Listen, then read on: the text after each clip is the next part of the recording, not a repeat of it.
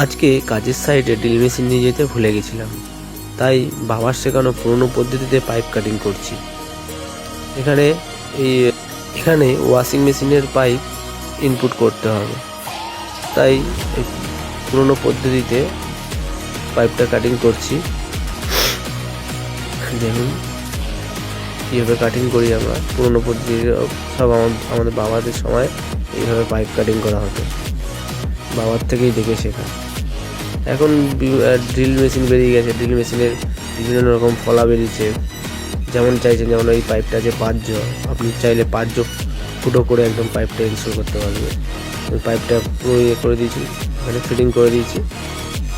এরপরে এই এনসিল দিয়ে পাইপটা ফিটিং করব, পুরোপুরি সেট করে দেবো এনসিল দিয়ে। এই যে এনসিল দিয়ে পুরো সেট করে দিলাম পাইপটা।